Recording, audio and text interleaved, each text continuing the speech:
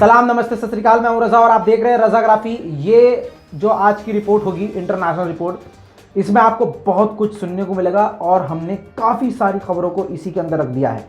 उम्मीद करता हूं इस रिपोर्ट को आप ध्यान से सुनेंगे, वक्त निकाल के देख लीजिएगा भाई। इसमें कोई भी ऐसी खबर हो सकती है जो आपके लिए बहुत ज़रूरी है, इसलिए इस खबर को पूरा देखिएगा, वीडियो को पूरा देखिएगा। दोस्तों, आपको बता दूं कि पहली खबर क्या है। पहली खबर यह है कि चीन अमेरिका से भी आगे निकल चुका है। ऐसा हथियार बना लिया है जो हथियार अमेरिका के पास भी नहीं है। जी हाँ दोस्तों, आपको बता दूं कि जो हथियार अमेरिका 2025 तक में भी नहीं बना पाएगा, चीन ने वो हथियार बना लिया है तरीके से। हाँ, पूरा उसको सक्सेसफुली टेस्ट कर लिया है। आपको बता दूं क्या किया है ऐसा। पहले आसान जबान में बता दूं कि क्या हथियार है। एक ऐसा मिसाइल, एक ऐसी हाइपरसोनिक मिसाइल बना ली है जो फाइटर जेट का पीछा कर सकती है और उसको तबाह कर सकती है। अब आप कहेंगे कैसे, ये कौन सी टेक्नोलॉजी है? मैं बताता हूँ कौन सी टेक्नोलॉजी है। जब कोई फाइटर जेट तेजी से उड़ता है तो पीछे से आग छोड़ता हुआ, हीट छोड़ता हुआ भागता है रॉकेट की रफ्तार में तेजी से। उस गर्मी को भापते हुए, गर्मी को पकड़ते हुए रॉकेट, ये जो मिसाइल बनाया है, उस गर्मी को पकड़ते हुए उस जहाज का पीछा करते हुए उस जहाज को उससे तेज दौड़ते हुए उसको तबाह कर सकता है। ये मिसाइल बना चुका है चीन और ये टेक्नोलॉजी अभी किसी के पास नहीं है। ये हाइपरसोनिक मिसाइल है, इसका नाम है Chinese heat seeking hypersonic missile. अब एक और बात जान लीजिए जो बड़ी बात है, ये सिर्फ फाइटर जेट को नहीं, ये किसी मिसाइल और रॉकेट का भी पीछा करके उसको तबाह करने में सक्षम है, कामयाब है। और आपको एक बात और बताता चलूं जो कोई नहीं बताएगा कि ये F-22 को भी, यानी ये जो आपके स्क्रीन पर F-22 है, इसको भी बड़ी आसानी से तबाह कर सकती है मिसाइल। अब अमेरिका की पूरी तरह से नींद उड़ चुकी है, क्योंकि अमेरिका पहले ही इस बात को मान चुका है कि जो चीन है वो हमसे काफ़ी ज़्यादा आगे निकल चुका है। अब हथियारों में भी अमेरिका ने नहीं सोचा था कि हथियारों में भी हमसे आगे निकल जाएगा। आर्मी में, नेवी में समझ में आ रहा था कि हाँ चलो ठीक है, अमेरिका से आगे है, लेकिन अब हथियारों की फील्ड में भी वो काफ़ी तेज़ी से आगे निकल रहा है। उसके हथियार काफ़ी खतरनाक साबित हो रहे हैं। आपको बता दूं, एक्सपर्ट का कहना ये है कि अगर ऐसे हथियारों का इस्तेमाल अगर चीन करता है तो परमाणु युद्ध छिड़ सकता है। अब आगे बढ़ते हैं। अरुणाचल प्रदेश में दोस्तों चीन और भारत की आर्मी एक जगह आमने सामने आ गई। अरुणाचल प्रदेश में बुमला एक जगह है, बॉर्डरी इलाका है, बॉर्डर का क्षेत्र है, वहां पर चीन की आर्मी और इंडियन मिलिट्री आमने सामने आ गई, जिसके बाद चाइना की मिलिट्री पकपकाती हुई नजर आई है और हमारे दबंग इंडियन आर्मी ने बहुत तरीके से, सलीके से बात करके उनको पीछे हटने पर मजबूर कर दिया। देखिए, I am requesting you also maintain the same. Understood? Yeah, I understand. Before your India West Commander, okay, West Army Commander, come Lhasa, okay, you know. Yeah. You know, yeah. He said we can get there, no matter, and you can get there, no matter. And in Bumla, your commander said.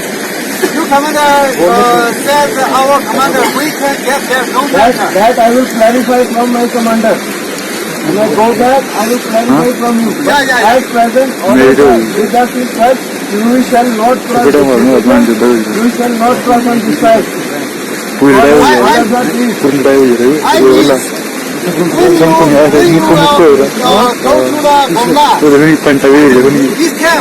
will put your point to my commander. We will discuss it within next meeting at Bumla.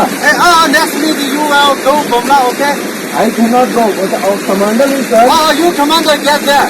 Yeah. I also go get there Bumla. Okay. I need your commander. I said we can get there. अंग्रेजी नहीं निकल रहा। Okay. I will clarify this for my commander and what you clarify in the meeting. Yeah. If he says we can get there, Then you will you took the. we have done no issue. Yeah. We have no issue. But it has to be clarified first. It has to be clarified to you in next meeting. Yeah. Next Okay. meeting. But till then, I would request please don't cross. Yeah. No matter. Okay. Understood? Yeah, understand. Thanks for your cooperation. No matter. Thank you. Okay. Yeah, okay. Next meeting I will get there. I ask your commander. We can get there. We can get there, okay or no? आपको बता दूं कि S-400 अगले महीने पंजाब के border पर भी तैनात हो जाएंगे। पंजाब का जो बॉर्डर है वो पाकिस्तान से मिलता है और उस बॉर्डर पर S-400 बहुत जल्द भारत तैनात करने वाला है, यानी अगले महीने। तो दोस्तों अब कहने का मतलब ये है कि काफ़ी माहौल जो है टाइट होने वाला है। दोस्तों 2018 में रूस के साथ भारत की S-400 की डील हुई थी, जिसके तहत 5 S-400 भारत ले चुका है। आगे और भी S-400 भारत के पास आने वाले हैं। भारत इससे काफ़ी ज़्यादा मजबूत हो चुका है। दोस्तों S-400 तैनात करने की बातचीत चल रही है और पाकिस्तान और चीन से हमारे तनाव जो हैं बने हुए हैं। मामला इस वक्त ख़राब है, लेकिन इसके बावजूद न्यू ईयर की जो मिठाइयाँ हैं वो एक्सचेंज की गई हैं पाकिस्तान के साथ भी और चीन के साथ भी। जी हाँ दोस्तों, ऐसा तो नहीं लग रहा था कि मतलब एकदम जानी दुश्मन है, लेकिन खैर जो चीज़ होनी चाहिए अल्हम्दुलिल्लाह वो हुई है। हम तो यही चाहते हैं भाई शांति अमन रहे। दोस्तों पाकिस्तान ने एक बड़ी जानकारी दिया। पाकिस्तान के अंदर 100 साल पुराना मंदिर है। उस 100 साल पुराने मंदिर के दर्शन के लिए पूरी दुनिया से हिंदू लोग पहुंचे थे। भारत से 200 हिंदू लोग पहुंचे और कनाडा, अमेरिका, फ्रांस, जर्मनी, वहां पर जो हिंदू रहते हैं वो भी वहां पहुंचे थे। और आपको बता दूं कि पाकिस्तान सरकार ने उन सभी मंदिरों की और हिंदुओं की रक्षा, यानी हिंदू पर्यटक जो दर्शक आ रहे थे और श्रद्धालु जो आ रहे थे उनकी सुरक्षा के लिए 600 आर्मी पुलिसकर्मी तैनात की हुई हैं। दोस्तों डेनमार्क का एक टूरिस्ट था, वो तुर्की घूमने आया था, मनहूस मारा खो गया और ऐसा खोया मिल ही नहीं रहा था।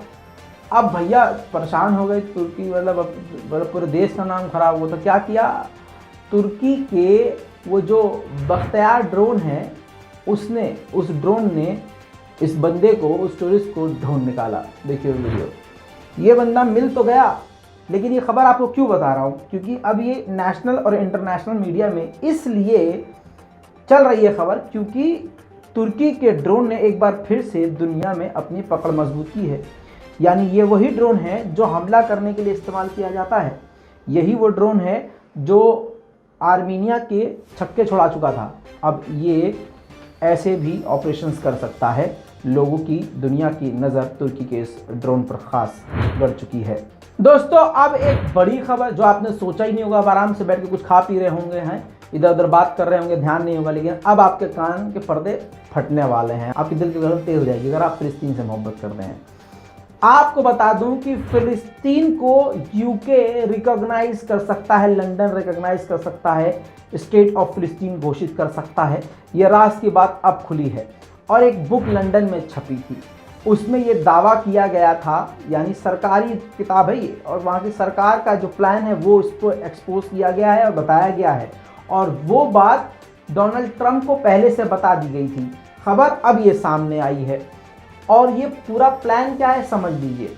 इसमें लंदन की तरफ से, यूके की तरफ से बताया गया है कि अगर वेस्ट बैंक में इजराइल ने फिलिस्तीनियों के घरों पर, इलाकों पर पूरी तरह से कब्जा कर लिया तो यूके फिलिस्तीन को मान्यता दे देगा, फिलिस्तीन को स्टेट घोषित कर देगा, जिससे इजराइल को बड़ा झटका लगेगा और इजराइल को घुसपैठिया ही माना जाएगा।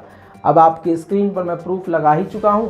अब आप समझ सकते हैं कि यह मामला कितना बड़ा है और इंटरनेशनल मीडिया में तहलका मचा हुआ है। दोस्तों अगली खबर साउथ अफ्रीका से। साउथ अफ्रीका के पार्लियामेंट में खौफनाक खतरनाक आग लग गई।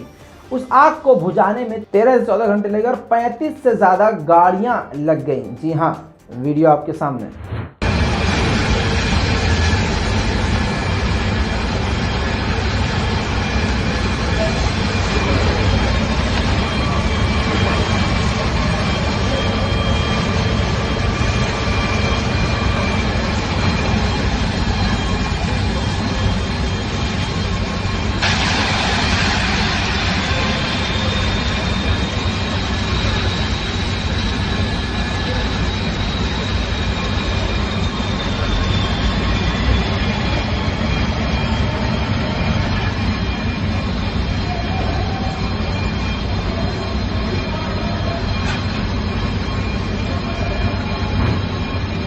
दोस्तों दूसरी तरफ इजराइल में कोरोना का पहला केस मिल गया है। एक ऐसा वायरस जिसमें कोरोना की जो पावर है वो डबल है और इन्फेक्शन अलग से है, यानी दो चीज़ें डबल ताकतें मिलकर फ्लोरोना बनी और वो अब पहला पूरी दुनिया का केस मिला है इजराइल में। मैं तो कहता हूँ इसीलिए इजराइल को ही जड़ से ख़त्म कर दिया जाए इस वायरस को, और दुनिया के सबसे वायरस को ख़त्म कर दिया जाए। मनहूस मारा। बोलो दोस्तों, आपको बता दूँ कि बलूचिस्तान का बॉर्डर ईरान से मिलता है। ईरान के आर्मी और गुंडों की भिड़ंत हो गई कल। जी हाँ, और इस भिड़ंत में ईरान के 3 सैनिक मारे गए और गुंडे 9 मार डाले गए। जी हाँ, ईरान ने 9 हथियारबंद गुंडों घुसपैठियों को कत्ल कर दिया। साथ में ही ईरान के 3 सिपाही मारे गए। दोस्तों, लगभग मैं ये चौथी या 5वीं मर्तबा आपको किसी रिपोर्ट में अपडेट दे रहा हूँ, लोग नहीं मान रहे हैं। पाकिस्तान के लोग बार बार एक बात, ज़्यादा नहीं, अब तो खैर मानने लगे हैं लोग पाकिस्तान की कि रज़ा भाई आप सही कह रहे हो। पाकिस्तान की आर्मी के खिलाफ पूरी तरह से तालिबान एक्टिव है। बॉर्डर नहीं बनाने दे रहा है तालिबान, साथ में बॉर्डर ना बनाने तो छोड़ो, कोई एक निशान भी लगाना पसंद नहीं कर रहा है कि हाँ भाई ये हमारा बॉर्डर है या ये तुम्हारा बॉर्डर है। बिल्कुल बर्दाश्त नहीं हो रहा है। एक वीडियो सामने आया जिसमें जो पिलर्स पाकिस्तान की आर्मी ने बनाए थे कि यहाँ पिलर्स खड़े कर देते हैं, बाद में इसमें वायरिंग कर देंगे, उन पिलर्स को ट्रक से ही तोड़ना तालिबान ने शुरू कर दिया। देखिए, अल्हम्दुलिल्लाह दादी चिर अफगानिस्तान पर पाक हार तजावुज करी थी अगदगदी वो मुजाहिदीन को खत्म खामर दरार सला वो पाकिस्तानियान माशाल्लाह माशाल्लाह जज़ाकल्लाह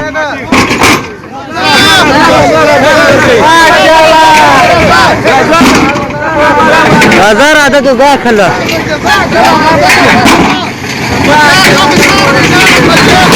माशाल्लाह माशाल्लाह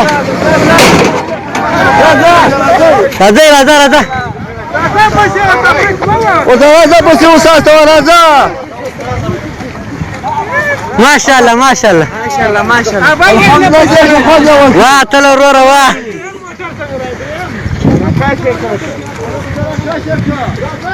देखा आपने दोस्तों, अब बहुत सारे पाकिस्तानी इस बात को मान ही नहीं रहे हैं, लेकिन मेरा ये कहना है कि जितनी देर से मानोगे उतना ज़्यादा बेइज्जती होगी, तो सच को एक्सेप्ट कर लिया कीजिए। आगे बढ़ते हैं। अगली खबर आपको बताऊं कि रूस ने सीरिया में एयर स्ट्राइक किया और यही कहा कि हम तो आतंकियों को निशाना बनाते हैं, लेकिन सीरिया में इस एयर स्ट्राइक से 2 से 3 सिविलियंस यानी आम नागरिक मारे गए। उस एयर स्ट्राइक का वीडियो। غارات جوية في نفس المكان على أطراف إدلب الغربي. الله أكبر. इस रशियन हमले में, बॉम्बिंग में, आपको बता दूं कि 10 से ज़्यादा सिविलियंस घायल हैं, 3 मारे जा चुके हैं और लगभग 3 से 4 अटैक रूस कर चुका है इसी तरह से। दोस्तों, यूक्रेन ने रूस को धमकी दी है। जी हाँ, एक बार फिर से, लेकिन क्यों, कैसे, क्या हुआ है समझ लीजिए। बहुत शॉर्ट में आपको बताऊंगा। खबर लंबी होती है लेकिन मैं शॉर्ट कर देता हूँ उसको। जो मेन बात होती है बस वही आपको बताता हूँ ताकि आपका वक्त बचे। दोस्तों, यूक्रेन ने धमकी ये दी है, क्यों धमकी दी है सुनिए। बॉर्डर पर जो रूस के सपोर्टिंग अलग अलग ग्रुप हैं, जो सपोर्टर्स हैं, उन लोगों ने अपना ग्रुप बनाया हुआ है और वो रूस के कहने पर काम करते हैं। उसी रूस के ग्रुप के लड़ाकू ने यूक्रेन के एक फौजी को मार डाला, जिसके बाद यूक्रेन के प्रेसिडेंट ने धमकी ये दी है अगर और भी ऐसी हरकत हुई तो इसका जिम्मेदार मॉस्को होगा और परिणाम भुगतने होंगे। और ये 24 घंटे में तीसरी हरकत है। जी हाँ, अब तनाव बढ़ता जा रहा है दोस्तों। जैसे हमने कहा था शुरुआत में कि यूक्रेन और रूस की जो लड़ाई है पहले ज़ुबानी थी, फिर उसके बाद हथियारों वाली हो गई, अब हाथापाई शुरू हो चुकी है। अब आगे देखना है कि और मामला कितना बिगड़ता है। दोस्तों, तुर्कमेनिस्तान और आज़रबाईजान के बीच में गैस की डील करवाने वाला बना ईरान। ईरान ने दोनों के बीच में डील करवाई। डील ये है कि तुर्कमेनिस्तान जो है वो आज़रबाईजान को पाइप से गैस पहुंचाएगा, लेकिन ये जो पाइप है वो ईरान से होता हुआ जाएगा आज़रबाईजान। यानी इस तरफ मान लीजिए तुर्कमेनिस्तान है और इस तरफ आज़रबाईजान है और बीच में ईरान है। तो अब तुर्कमेनिस्तान से पाइपलाइन आएगी ईरान, वो ईरान के रास्ते होते हुए आज़रबाईजान जाएगी। तो इस डील में चालाकी ईरान ने बहुत अच्छी दिखाई है। इस डील में यह है कि जितनी भी गैस ईरान से होते हुए जाएगी आज़रबाईजान, उस गैस से 30% गैस खुद ही रख लेगा ईरान। लेकिन फ़ायदा अज़रबैजान का काफ़ी बड़ा है। पर डे के मुताबिक 4 million cubic meter per day gas मिलेगी अज़रबैजान को। जी हाँ दोस्तों, अब आगे बढ़ते हैं सऊदी अरब की तरफ। सऊदी अरब में 50 साल की सर्दियों का रिकॉर्ड टूट गया है। जी हाँ, इतनी सर्दी पिछले 50 सालों में नहीं पड़ी जितनी सर्दी आज सऊदी अरब में पड़ रही है। अब आप देख लीजिए अपनी आंखों से, रेगिस्तान जो है बर्फ बन चुका है। ये पूरा रेगिस्तान था और पूरी तरह से यह बर्फ बन चुका है।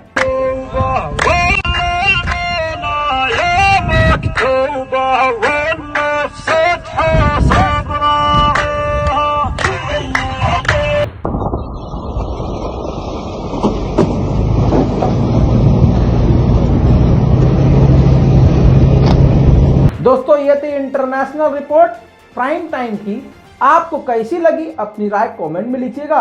और भैया रिपोर्ट शेयर कर दिया करो यार, इतनी मेहनत करते हैं आपके लिए, कम से कम इतना तो कीजिए कि शेयर कर दिया कीजिए। मैं हूं रजा और आप देख रहे हैं रजाग्राफी। जय हिंद।